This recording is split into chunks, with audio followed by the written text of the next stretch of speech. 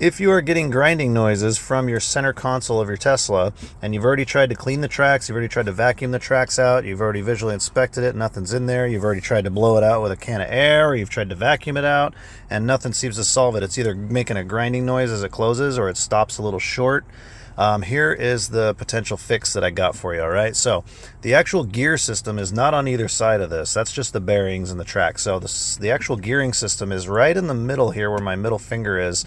You can actually feel it underneath there. It's slimy, got some greasy feeling to it. You'll be able to feel that.